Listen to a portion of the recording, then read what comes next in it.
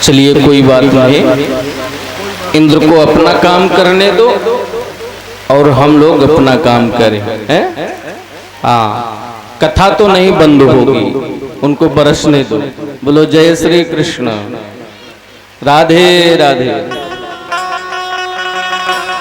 देखिए, जब भी हम भक्ति करने के लिए चलते हैं तो यदि कोई बाधा बनता है, बाधक बनती है, तो इंद्रिय है। 10 इंद्रिय होती है, पंच कर्म इंद्रियां, पंच ज्ञान इंद्रियां और मन। इसको बस में रखेंगे तो भगवान की भक्ति प्रगाढ़ता की ओर चलेगी। इसके बाद भगवान के स्थूल रूप का दर्शन करना है। दूसरा कल्प होता है तो नील वाराह के रूप में होता है। सुखदेव भगवान कहते हैं, राजन, एक बार की बात है, यही चारों कुमार सनकाद ऋषि भगवान नारायण का दर्शन करने के लिए गए और जब वैकुंठ गए तो वहां पर भगवान नारायण के जो द्वारपाल हैं 2, जिनका नाम जय और विजय है, ये दोनों पहरा दे रहे थे। सनकाद ऋषि पहुंचे, दर्शन की अभिलाषा जागृत किया। द्वारपालों ने मना किया, अभी दर्शन नहीं हो सकता। सनकाद ऋषियों ने अधिक जिद किया, हम आए हैं तो दर्शन करके ही जाएंगे, आप हमको रोक नहीं सकते, भगवान का दर्शन कराइए। द्वारपालों ने मना कर दिया। तीसरी बार तो श्राप ही दे दिया, तुम्हारी जो बुद्धि है वो तो राक्षसी है। अरे भगवान के दर्शन में तो बाधा वो बनता है जो अधर्मी होता है, पापी होता है, दुराचारी होता है। तुम्हारी बुद्धि मलिन है, इसलिए जाओ, हम तुम्हें श्राप देते हैं, तुम राक्षस हो जाओ। दोनों हाथ जोड़ करके खड़े हो गए। प्रभु, ये आपने क्या किया? अरे हम तो प्रभु की सेवा कर रहे थे। भगवान नारायण आंख बंद किए हुए देख रहे थे। नारायण भगवान स्वयं चल करके आए, सनकाद ऋषियों से हाथ जोड़ करके प्रार्थना किया, प्रभु आपने इनको श्राप दे दिया। सनकाद ऋषियों ने कहा, ये तो कार्य ही इनका ऐसा है, लेकिन ठीक है प्रभु, आप आए हैं, आप कहते हैं तो श्राप तो नहीं मुक्त हो सकता, मिथ्या नहीं हो सकता, लेकिन एक अवसर हम इन्हें देते हैं कि यदि ये आपकी भक्ति करना चाहते हैं, दोनों आपके समीप में रह करके,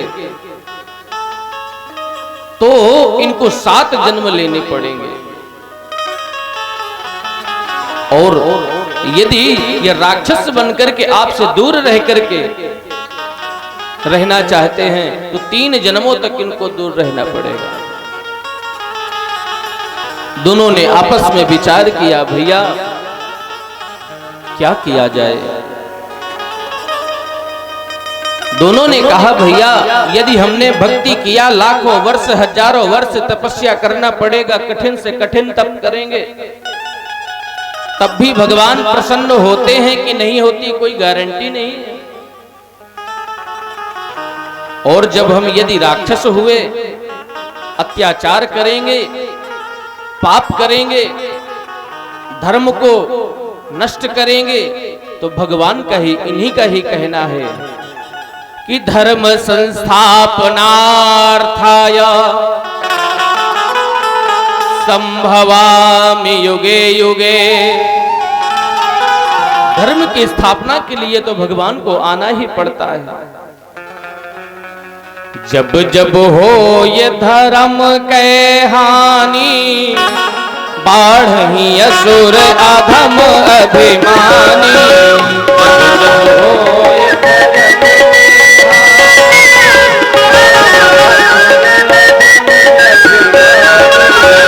तब तब धरी प्रभु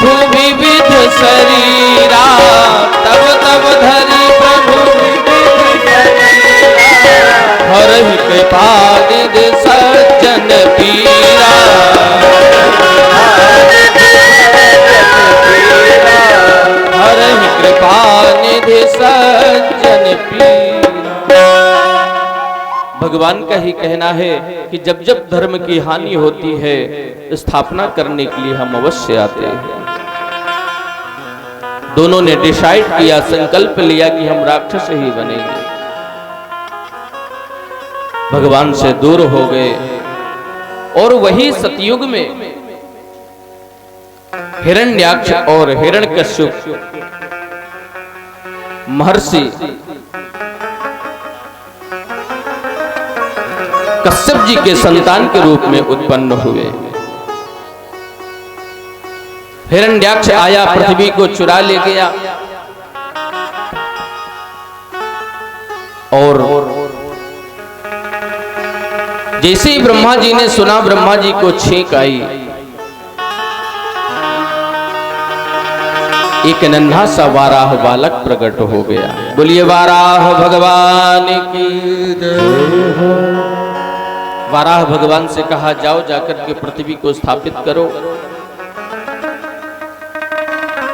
वाराह भगवान सुतल लोक में जाकर के पृथ्वी को अपने दष्टराओं में रख करके जब चलने लगे, रास्ते में हिरण्याक्ष से भेंट हो गई। कौन हो तुम? ये तो पृथ्वी हमारी है। भगवान ने कहा, तुम्हारी पृथ्वी है, तुम इसको चुरा करके यहां पर बैठे हो, अपनी कहते हो। दोनों में कहा सुनी हो गई। भगवान को वन गोचर कहा। भगवान वाराह ने कहा, सत्यम वयंभो वन गोचरा मृगान युष्मद् विधान समये ग्राम सिंहान। अरे भद्र, तुम ठीक कहते हो, हम तो सत्य कहते हो, हम तो वनगोचर ही हैं, लेकिन तुम्हारे जैसे ग्राम सिंह हमको बहुत मिलते। अब ग्राम सिंह कहते हैं कुत्ते को। अब जैसे ही सुना, हिरण्याक्ष क्रोध से आग बबूला हो गया, भगवान की तरफ मारने के लिए झपटा। भगवान ने एक तमाचा ऐसा जड़ा कि सर कट के जमीन में गिरा और गोविंदाय नमो नमः। सारे देवता आकाश मंडल से पुष्प की वृष्टि कर दिया, भगवान की स्तुति किया। भगवान इस पृथ्वी को लाकर के स्थापित किया। पुनः आगे मनु महाराज ने सृष्टि को आगे बढ़ाया। मनु महाराज की जो बड़ी बेटी है, जिसका नाम आकुति है, उनका विवाह रुचि प्रजापति के संग हुआ। रुचि पुत्र धर्म से कि पहला पुत्र जो होगा उसमें हमारा अधिकार होगा नाना का। आकुतिम रुचे प्रदादात अनसुयाम अथात्रये। जो मध्यम बेटी है अनसुया, देवहूति, उसका विवाह आकुति देवहूति, उसका विवाह कर्दम ऋषि से हुआ। कर्दम ऋषि बड़े तपस्वी हैं। एक दिन मनु महाराज गए और अपना प्रस्ताव रखा कि हम अपनी कन्या का विवाह आपके संग करना चाहते हैं। कर्दम ऋषि ने पहले तो मना किया। भगवान नारायण के कहने पर ऋषि तैयार हो गए, लेकिन एक शर्त रखा, प्रभु आपके कहने पर हम विवाह तो कर लेंगे, लेकिन प्रथम संतान होते ही हम गृहस्थ को छोड़ करके तपस्या करने जंगल चले जाएंगे। देवहूति मैया ने सुना। देवहूति ने कहा, ठीक है प्रभु, मुझे मंजूर है। लेकिन कर्दम ऋषि ने कहा, प्रभु वो जो संतान के रूप में, पुत्र के रूप में मेरे घर आपको ही आना पड़ेगा, तब मैं विवाह करूंगा। भगवान ने कहा, तथास्तु। तुष्टवो हमद्य तव मान विमानदाया शुश्रूषया परमया परया च भक्त्या यो देहिनामयमतीव सुहृत्स्वदेहो नावेक्षितः समकितुं क्षपितुं मदर्थे मानविमानदायाः। उस मनुपुत्र मनु महाराज की जो पुत्री है मानवी, उसकी वचन को सुनकर के भगवान प्रफुल्लित हो गए, वरदान दे दिया, ठीक है आपके घर आऊंगा। प्रेम से रहने लगे। कुछ समय व्यतीत हुआ तो पुत्र तो हुआ नहीं, अभी कन्याएं हो गई 9। एक दिन कर्दम ऋषि ने कहा, देवी समय बहुत हो गया, अब हमको चलना चाहिए। देवहूति मैया ने कहा, प्रभु ये जो कन्याएं हैं इनका कन्यादान करके विवाह करके इसके पश्चात आप जाएंगे, लेकिन आप याद करिए हमने भगवान से क्या वरदान मांगा था कि हमारे घर में तो भगवान नारायण को स्वयं आना है। कर्दम ऋषि को याद आया। कर्दम ऋषि ने कहा, ठीक है देवी, 9 कन्याओं का विवाह कर दिया। मरीचय कलाम प्रदादाद अनसूयाम अथात्रये श्रद्धाम अंगिरसोप्याप्य वसिष्ठाप्य अरुंधतिम। जो ब्रह्मा जी की मानस सृष्टि है, 10 ऋषि थे, उनके संग 9 कन्याओं का विवाह कर दिया और एक रह गए, कौन? तस्मस्तत्र नारदम। नारद जी कहीं भ्रमण करने चले गए होंगे, एक जगह तो ठहरते नहीं थे, इसलिए 9 का विवाह हो गया, नारद जी रह गए। नारद जी का विवाह नहीं हुआ। इसके पश्चात भगवान कपिल भगवान के रूप में कर्दम ऋषि के यहां पधारे। बोलिए कपिल भगवान की। कपिल भगवान को देख करके देवहूति मैया कपिल भगवान का पूजन करने लगी, स्वागत करने लगी। कपिल भगवान ने कहा, माँ आप मेरी माँ हैं, मुझे तो आपकी सेवा करना चाहिए, आप उल्टी गंगा क्या बहा रहे हैं? देवहूति मैया ने कहा, प्रभु मैं सब जानती हूं आप कौन हैं, आप तो साक्षात नारायण हैं, मैं आपकी शरण में हूं, मेरी रक्षा करो। तम त्वागताहं शरणं शरण्यं स्वभृत्य संसार तरो कुठारं जिज्ञासायाहं प्रकृते पुरस्य नमामि सधर्म विदाम्बरे नमामि सधर्म विदाम्बरे नमामि सधर्म विदाम्बरे। देवहूति मैया ने कहा, तम तो आगताहं शरणं शरण्यम, हे प्रभु मैं आपकी शरण में हूं, आप मेरी रक्षा करो। मेरा प्रश्न है प्रभु, निर्विण्णा नितराम भूमान असनिंद्रिय तर्षणात्, ये जो इंद्रियां हैं अपनी अपनी ओर आकृष्ट करती हैं, खींचती हैं, इनसे बचने का उपाय क्या है? और मैं आपकी शरण में हूं, मेरा जो प्रश्न है उसका उत्तर दीजिए, मेरा कल्याण किस प्रकार होगा? कपिल भगवान ने कहा, मां सर्वप्रथम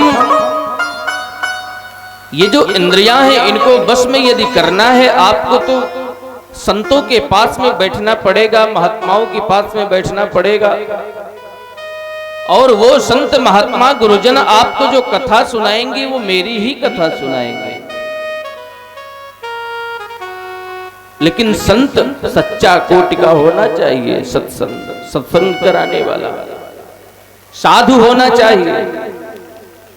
क्योंकि साधु शब्द का अर्थ ही होता है साधुनोति पर कार्येति साधु, जो दूसरे का हित करे, दूसरे को संवार दे, उसको कहते हैं साधु। और मां इसके बाद में मेरी कथाओं को श्रवण करने के पश्चात मन बस में हो जाएगा, मेरी भक्ति की प्रगाढ़ता हो जाएगी।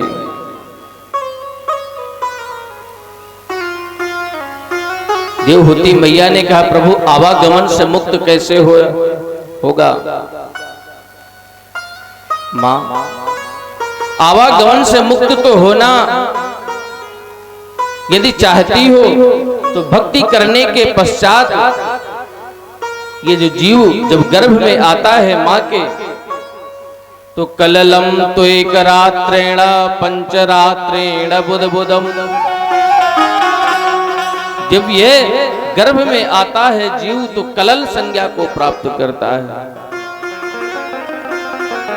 5 रात्रियां व्यतीत करता है, बुध बुधम जैसे बारिश का बुल्ला होता है उस आकार का हो जाता है। मास्यम 1 माह जब व्यतीत कर जाता है तो अंडे की आकार का हो जाता है। लेकिन मां उस गर्भ में रहकर के जीव कोई सुखी नहीं रहता,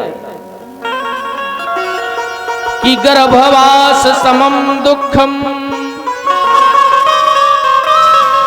भूतो ना भविष्यति, जितना दुख जीव को मां के गर्भ में होता है उतना भूत और भविष्य में नहीं होता है। अब तो देवहूति मैया डर गई, प्रभु ये क्या सुना रहे हैं आप? बोले जैसे गर्भ मां का बोहरी भूंजने वाला जो भरभुंजा होता है उसका जो भार के अंदर आग जिस प्रकार दहकती रहती है उसी प्रकार तापमान होता है। मां ने कहा तब तो उससे अच्छा है कि जीव बाहर ही सुखी है। बोले नहीं, बाहर आया तो विष्णु की माया में फंस जाता है। गर्भ के अंदर भगवान से प्रार्थना करता है जीव, प्रभु एक बार मुझे अवसर दीजिए, मैं आपके सिवा और किसी को नहीं भजूंगा, आपका ही भजन करूंगा, नाम संकीर्तन करूंगा। लेकिन जैसे ही यहां आता है सर्वप्रथम भूल जाता है और विष्णु की माया में फंस जाता है, तो मुक्ति कैसे होगी? देवहूति मैया ने कहा, प्रभु ये मुक्ति क्या है? ये मुक्ति मन की है, शरीर की है या आत्मा की है? ये देखिए कपिल भगवान का सांख्य उपदेश चल रहा है, इसको कहते हैं सांख्य शास्त्र, बहुत बड़ा है। इसका यदि विस्तार किया जाए तो 2-4 दिन की कथा इसी में निकल जाएगी।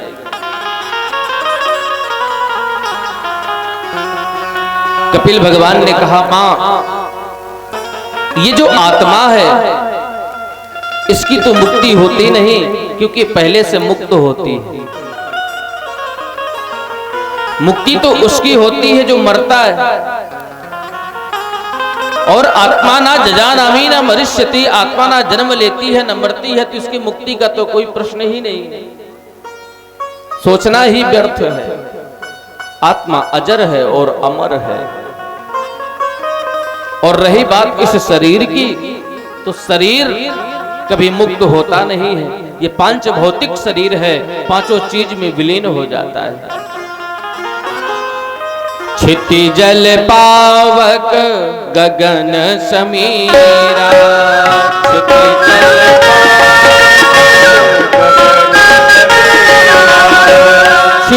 जल पावक गगन समीरा,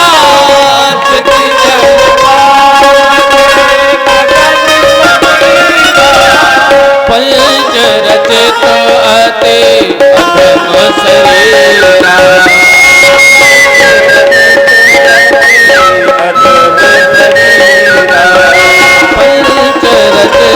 रहते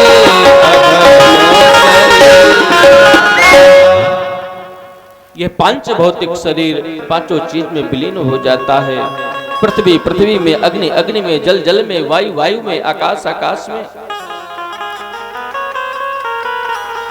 तब देवहूति मैया ने कहा प्रभु तब तो फिर मुक्ति किसकी है?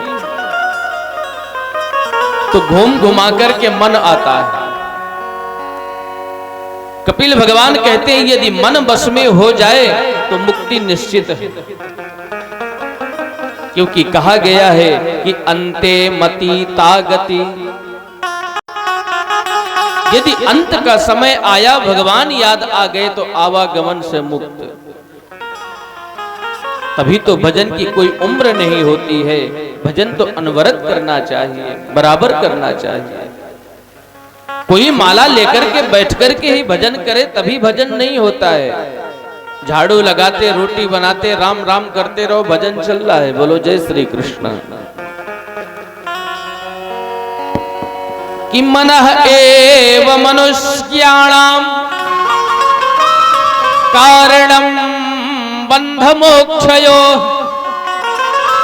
व्यक्ति के बंधन और मुक्ति का कारण यदि कोई है तो वो मन है। कि मन के हारे हार है, मन के जीते जीत। मन ही मिलावत राम सो, मन ही करत फजीत। यदि मन बस में हो गया तो मुक्ति निश्चित है, इसमें कोई संदेह नहीं है। यदि मुक्त हो गया तो मरने के समय में जीव भयक्रांत होकर के सक्रेन मोत्रम विमुंचते। इसलिए सभी शास्त्र पुराण क्यों कहते हैं? क्योंकि जब मृत्यु का समय जीव का आता है तो कपिल भगवान कहते हैं मां कंठ अवरुद्ध हो जाता है, कंठ बंद हो जाता है। कंठे घुरघुरायते, केवल घुर्र घुर्र की आवाज आती है उस समय, जिस समय अंतिम क्षण आता है। उस समय पर उस जीव को, जिस व्यक्ति इस अवस्था में लेटा हुआ है, वहां पर मोह मत दिखाओ।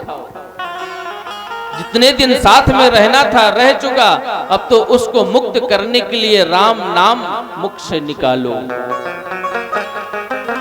राम राम बुलवाओ जोर से, जबरदस्ती। जिससे वो अधिक प्रेम करता है उसको दूर कर दो उसके पास से। लेकिन यहां पर संसार में जस्ट उल्टा होता है। बोले बाबूजी के प्राण क्यों नहीं निकल रहे? बोले बड़का बेटा भी नहीं आया, अभी विदेश में है। बड़का बेटा आ रहा प्लेन से, वो बंधन का कारण है। बड़का बेटा को तो पीछे सर की तरफ खड़ा कर दो, राम राम बुलवाओ, वही उससे कल्याण होगा। बोलो जय श्री कृष्ण।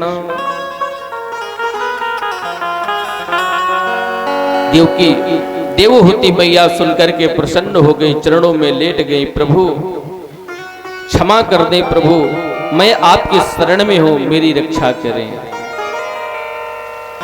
भगवान मेरी नैया उस पार लगा देना, भगवान मेरी नैया उस पार लगा देना। भगवान मेरी नैया उस पार लगा देना। भगवान मेरी नैया उस पार लगा देना। भगवान मेरी नैया उस पार लगा देना। भगवान मेरी नैया उस पार लगा देना। अब तक तो निभाया है, आगे भी निभा देना। निभाया है, आगे भी निभा देना। संभव है झंझटों में मैं तुमको भूल जाऊं। संभव है झंझटों में मैं तुमको भूल जाऊं। संभव है झंझटों में मैं तुमको भूल जाऊं।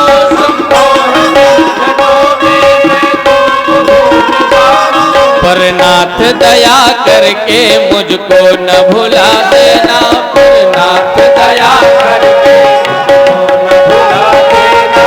भगवान मेरी नैया उस पार लगा देना। भगवान मेरी नैया उस पार लगा देना। भगवान मेरी नैया उस पार लगा देना।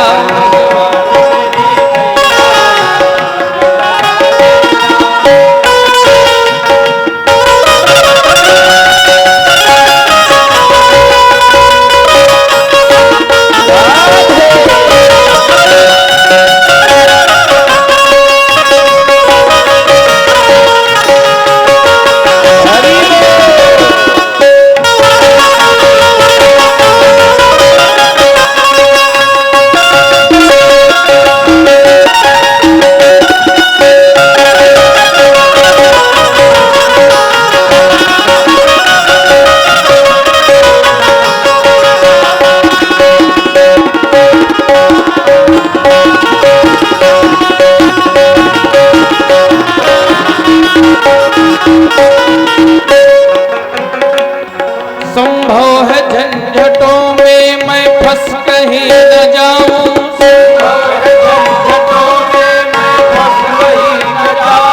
संभव है इन प्रपंचों में फंस कहीं न जाऊं, संभव है प्रपंचों में फंस कहीं न जाऊं। प्रनाथ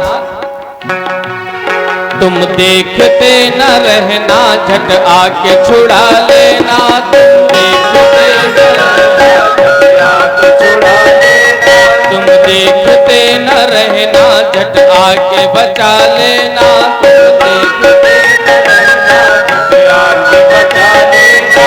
भगवान मेरी नैया उस पार लगा देना, भगवान मेरी नैया उस पार लगा देना, भगवान मेरी नैया उस पार लगा देना, भगवान मेरी नैया उस पार लगा देना, भगवान मेरी नैया उस पार लगा देना, भगवान मेरी नैया उस पार लगा देना। अब तक तो निभाया है आगे भी निभा देना, अब तक तो निभाया है आगे भी निभा देना, अब तक तो निभाया है आगे भी निभा देना, अब तक तो निभाया है आगे भी निभा देना, अब तक तो निभाया है आगे भी निभा देना।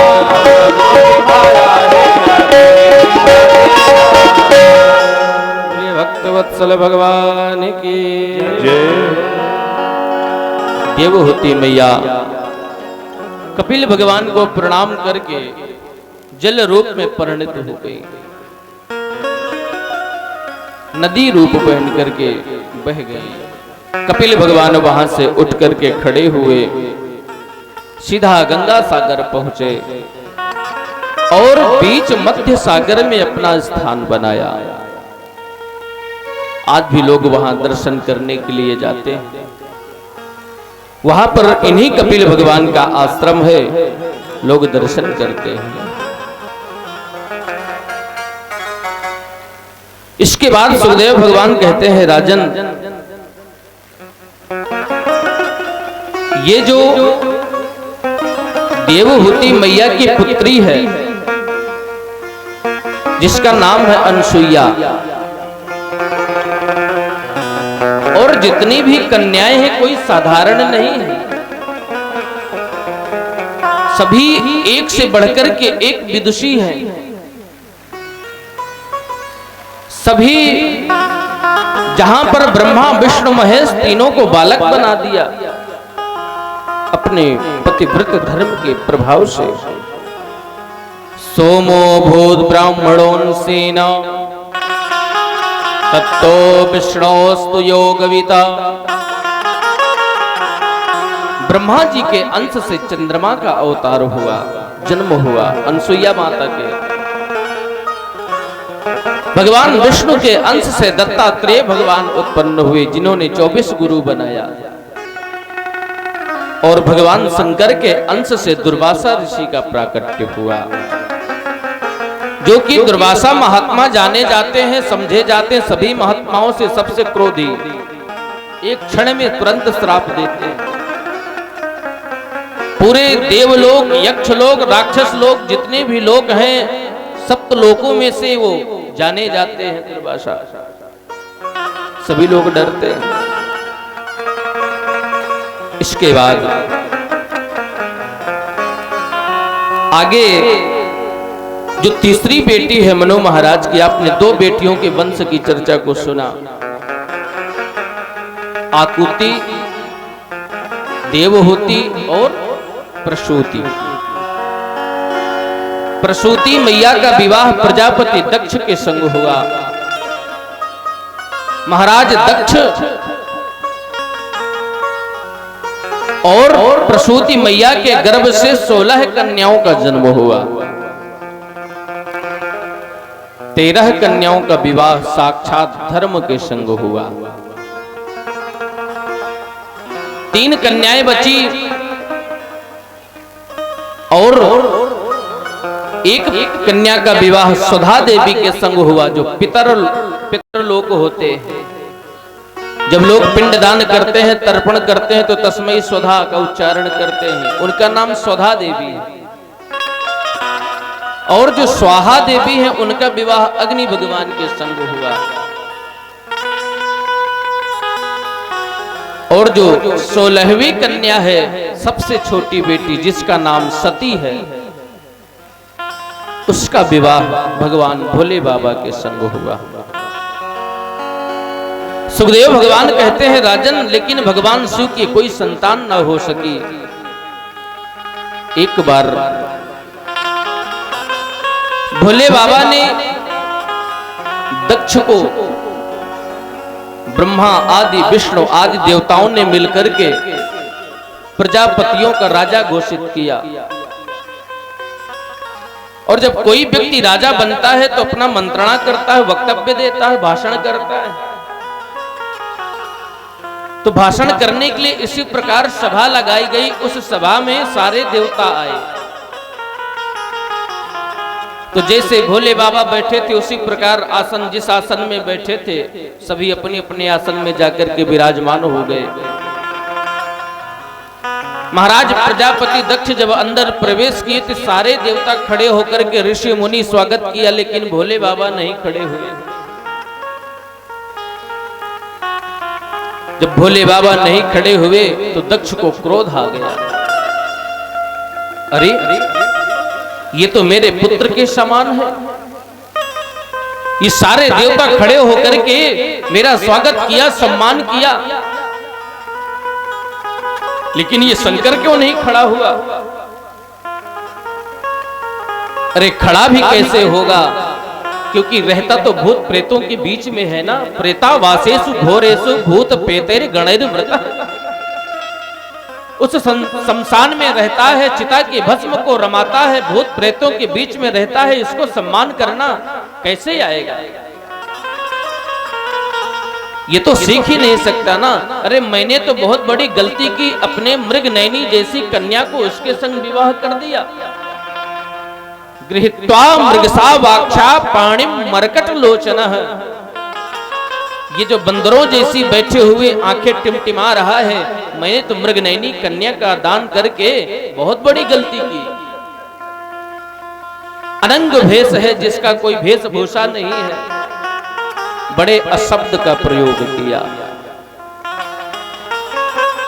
लेकिन यहां पर शास्त्र कहते हैं गुरु निंदा, अपने इष्ट आराध्य की निंदा नहीं सुनना चाहिए।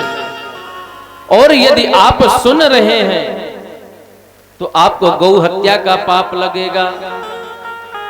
तो भोले बाबा के संग आए थे नंदी बाबा। भोले बाबा तो आंख बंद किए हुए नीचे को सरके हुए सारी बातें सुन रहे थे।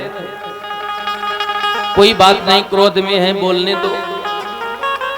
पर नंदी बाबा से नहीं रहा गया। नंदी बाबा खड़े हो गए बीच सभा में और अशब्द का प्रयोग किया था। तो नंदी ने कहा, ए दक्ष, सठ तो किसको मूर्ख कह रहा है? जा मैं तुझे श्राप देता हूं। जो बकरे के भांज तो बड़बड़ चिल्ला रहा है, तेरे बकरे का सर लग जाए। अब तो दक्ष ने जैसे ही सुना, दक्ष ने शिव गणों को भी श्राप दे दिया। ए शिव गणों, तुम्हें बड़े अभिमान है इसके संग चलने का, हम तुम्हें श्राप देते, तुम सभी पाखंडी हो जाओ। अब तो आपस में श्रापा श्रापी शुरू हो गई। भोले बाबा खड़े हुए नंदी को शांत किया और चुपचाप वहां से नंदी को लेकर के चल दिए। कैलाश पर आकर के बैठ गए समाधि में, लेकिन सती मैया को कुछ नहीं बताया। अब महाराज दक्ष ने एक यज्ञ किया कनखल की भूमि में, हरिद्वार के पास कनखल, वाजपेय यज्ञ किया। और उस यज्ञ में सारे देवताओं को निमंत्रण भेजा, लेकिन भोले बाबा के लिए निमंत्रण नहीं भेजा। और शिव शब्द ही कल्याणकारी होता है। शिव किसे कहते हैं? शिवम कल्याणम ददातीत शिवद। केवल एक बार शिव शब्द लेने से ही कल्याण हो जाता है, तो बिना शिव के यज्ञ कैसे पूर्ण हो सकता है? यदि ये ज्ञान यज्ञ है तो उस यज्ञ में भी भोले बाबा का स्थान है, वहां पर रुद्र कलश के रूप में पूजन करते हैं। सारे देवता पहुंचे वहां पर भाग लेने के लिए। अब जब देवता जा रहे हैं तो बाईपास होकर के निकलना चाहिए, तो अंदर होके जा रहे हैं। जितनी भी बहनें हैं सभी कैलाश ही होकर के जा रही, क्योंकि उनको भनक लग गई है कि शायद सती नहीं आ रही है। हाँ। अब तो सती मैया ने जैसे ही देखा और विमान से नीचे झांक करके कहती है, अरे बहन चलना नहीं है क्या पिता के घर? सती ने कहा, पिता के घर क्या हो रहा है? बोले यज्ञ हो रहा है। अब सती मैया ने कहा, ये तो जब देखो तब तपस्या में बैठे रहते हैं, मुझसे तो कुछ बताइए ही नहीं, यज्ञ पूरा हो जाएगा, चलना। सती मैया भोले बाबा के पास में पहुंच गई, हाथ जोड़ करके बैठ गई, कहने के लिए प्रयास करती हैं लेकिन हिम्मत नहीं पड़ रही है। फिर वहां से उठ करके जैसे ही अंदर जाती है तो विमान पे दृष्टि जाती है तो फिर रहा नहीं जाता, क्योंकि मायके में हो रहा है यज्ञ। पुनः गई और प्रयास करके भोले बाबा से हाथ जोड़ करके कहने लगी, प्रजापतिस्ते सुसुरास्य सांप्रतम निर्यापितो यज्ञ महोत्सवः किल वयं च तत्रा भिषराम वामते यद्यर्थितामि विबुधा व्रजन्ति। सती मैया ने कहा, प्रभु आपको चलना नहीं है, आपके जो ससुर जी हैं उनके यहाँ बहुत बड़ा यज्ञ हो रहा है। भोले बाबा मुस्कुराने लगे, समाधि से बाहर आए। भोले बाबा तो सब जानते हैं। भोले बाबा ने कहा, देवी निमंत्रण तो हमारे लिए आया नहीं है। सती ने कहा, निमंत्रण नहीं आया, लेकिन मेरे पिता तो सबसे ज्यादा मुझसे प्रेम करते हैं, क्योंकि मैं उनकी सबसे छोटी पुत्री हूं, और माता पिता का स्नेह प्रेम छोटे से ज्यादा होता है, क्योंकि सबसे छोटा होता है स्नेह बस, बाकी ममता तो सभी के लिए बराबर है। वो निमंत्रण देने ही भूल गए होंगे। अब तो जैसे ही सुना भोले बाबा ने समझाने का प्रयास किया, देवी वो भूले नहीं है, जानबूझ करके यदि निमंत्रण ना दिया गया हो तो वहां पर नहीं जाना चाहिए, क्योंकि जहां पर जाने से प्रसन्नता ना हो वहां पर नहीं जाना चाहिए। क्योंकि बाबा कहते हैं कि आवत ही हर से नहीं नयनन नहीं सने, आवत ही हर से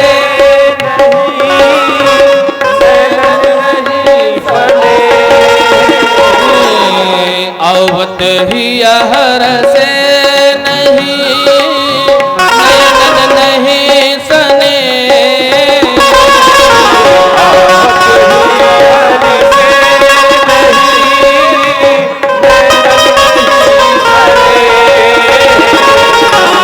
तुलसी कहाँ न जाइए, तुलसी कहाँ न जाइए, चाहे कंचन बरस में, चाहे कंचन बरस में, चाहे कंचन बरस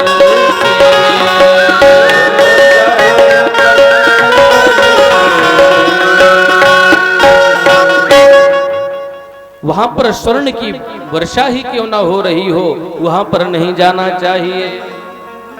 सती मैया एक क्षण के लिए तो मानी, और जैसे ही बाहर निकल कर के देखा तो विमान के ऊपर विमान, विमान के ऊपर विमान। सती मैया हाथ जोड़ करके भोले बाबा से कहा, बाबा तुम ना जाओ तो कोई बात नहीं, हमको जाने दो, और जब हम जाएंगे तो अपने पिताजी से पूछेंगे तुमने निमंत्रण क्यों नहीं दिया। भोले बाबा ने सारा वृत्तांत सुना दिया।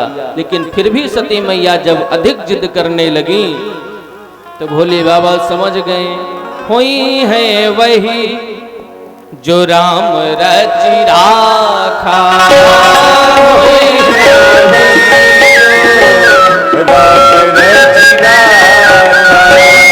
हुई है वही जो राम रचि राखा,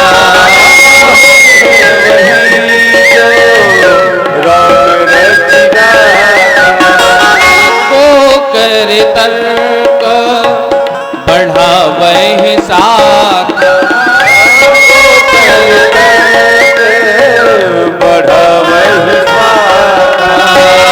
को करे तर्क बढ़ावे साखा,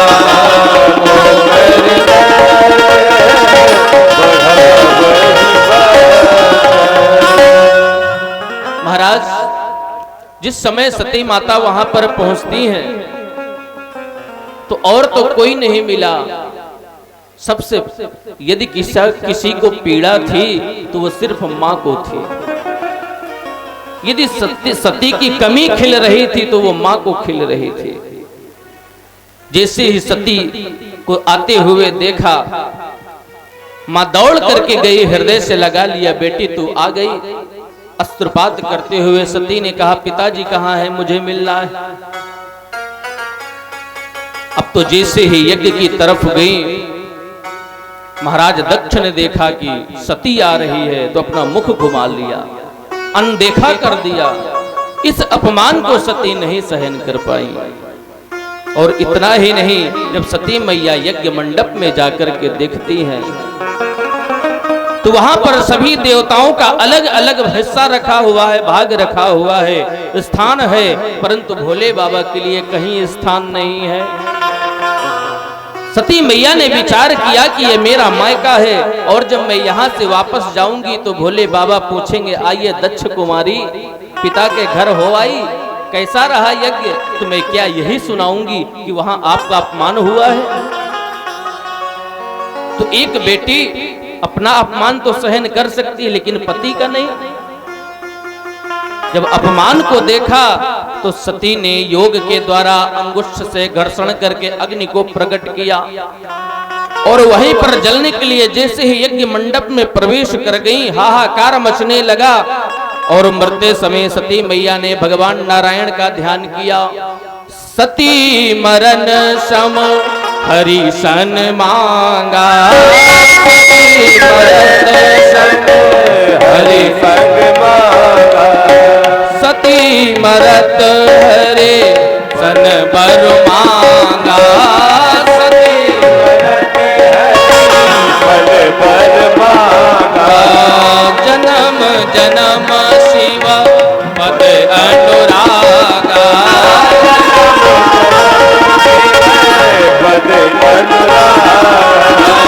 जन्म जन्म सेवा पद अनुरागा।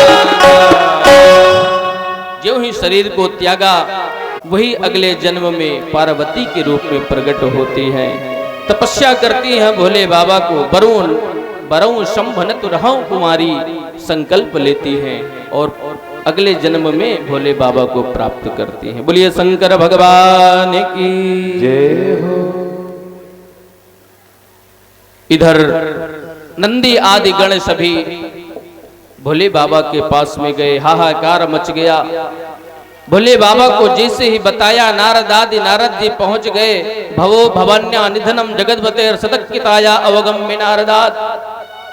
नारद जी ने जैसे ही सूचना दिया, भोले बाबा का क्रोध का पारावार नहीं। भोले बाबा ने जटा से एक बाल उखाड़ा और वीरभद्र को प्रकट किया। देखते देखते विकराल रूप में परिणित हो गया वीरभद्र। क्या आज्ञा है? भोले बाबा ने कहा, जाओ जाकर के उस दक्ष के यज्ञ को नष्ट कर दो। अब तो पूरी टोली लेकर के वीरभद्र जी चले। इसी प्रकार वातावरण हो गया, अचानक बादल छा गए, जोरदार की हवा चलने लगी, प्रलयंकालीन दृश्य छा गया। पूरे यज्ञ मंडप में यज्ञाचार्य जितने आचार्य थे सभी एक किनारे खड़े हो गए और जैसे ही पहुंचे वीरभद्र जी ने पूछा दक्ष कौन है? इशारा किया नंदी आदि गणों ने कि ये है, लेकिन बोले कि रुको रुको महाराज। क्या? बोले जब हम माँ के संग आए थे। हाँ फिर? तो ये जो भृगु जी है ना, जब हमारी यहाँ पर पिटाई हो रही थी तो ये बहुत हंस रहे थे दाढ़ी में हाथ फेर करके। तो भृगुम्ब बंधम मणिमान वीरभद्र प्रजापति। तो वीरभद्र जी ने तनिक देरी नहीं लगाई, दाढ़ी पकड़ के सीधा उखाड़ लिया। हाँ भृगु जी की दाढ़ी। पूषा बोले, पूषा ऋषि थे, बोले बहुत हंस रहे थे, दांत दिखा करके एक मुक्का दिया सोई 32 बार। बोलो गोविंदाय नमो नमः। भग ऋषि थे, बोले बहुत आंखें टकटका करके हमको देख रहे थे जब पिटाई हो, उनके दोनों आंखें फोड़ दिया भग ऋषि के, सबको अंग भंग कर दिया। दक्ष के पास पहुंचे, एक तमाचा जोरदार जड़ा, सर कट करके यज्ञ कुंड में स्वाहा। यज्ञ अपूर्ण हो गया।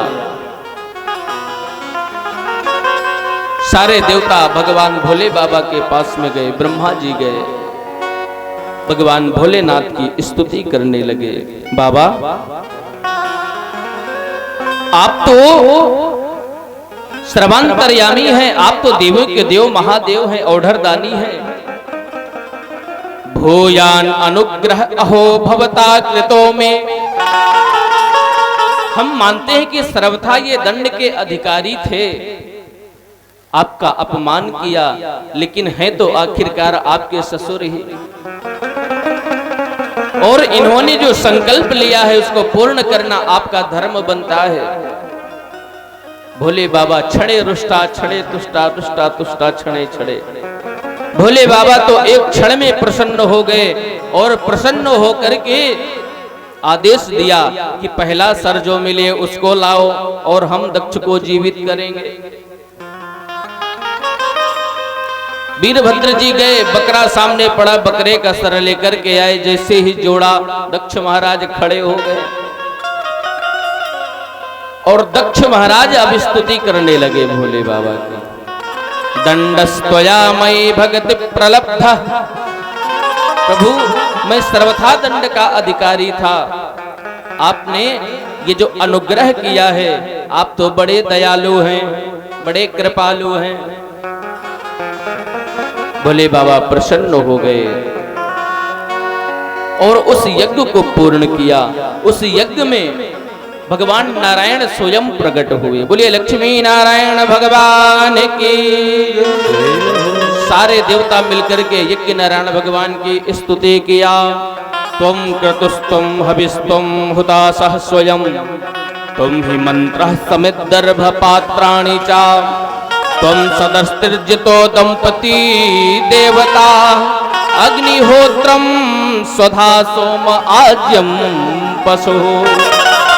हे प्रभु आप ही स्वाहा हैं, आप ही स्वधा हैं, आप ही सर्व अंतर्यामी हैं। भगवान प्रसन्न हो गए, यज्ञ को पूर्ण किया और उसी दिन से, और जब इस बकरा यदि कोई स्तुति करेगा, बकरा कैसे बोलता है, भैं भैं करता है, तो आज भी जब शिव भक्त भगवान भोले बाबा के पूजन में जब गाल बजाते हैं तो भोले बाबा बड़े प्रसन्न हो जाते हैं। क्यों? क्योंकि भोले बाबा को हंसी आ जाती है। क्यों हंसी आ जाती है? ससुर जी की याद आ जाती है, क्योंकि उन्होंने ऐसे हमारी स्तुति किया था, तो भोले बाबा प्रसन्न हो जाते हैं। बोलिए भूत भवन शंकर भगवान की।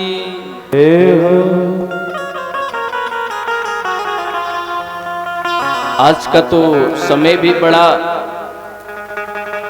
लोगों को जाना भी होगा, विराम करें कि और आगे?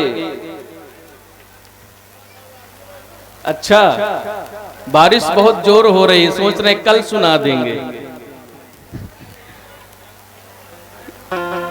अच्छा, ये तो ऐसे भक्त होना चाहिए। हम बड़े संकोच में सुना रहे हैं और बड़े जल्दबाजी में संकोच में सुना रहे हैं, समास विधि से।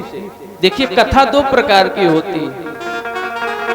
समय अभाव से यदि सुनाया जाए तो समास विधि से सार सार सुनाया जाता है, विस्तार नहीं कर रहे, क्योंकि आज कुछ इंद्र देवता कुछ अधिक ही प्रसन्न हैं। चलिए कोई बात नहीं, आइए। शिव गौरा नाम अपार, जपे जा भोला भोला। शिव गौरा नाम भोला भोला, रटे जा भोला भोला, जपे जा भोला भोला, रटे जा भोला भोला, जपे जा भोला भोला, रटे जा भोला भोला, जपे जा भोला भोला, रटे जा भोला भोला। शिव गौरा शिव गौरा शिव गौरा नाम अपार, जपे जा भोला भोला। शिव गौरा नाम अपार, जपे जा भोला भोला।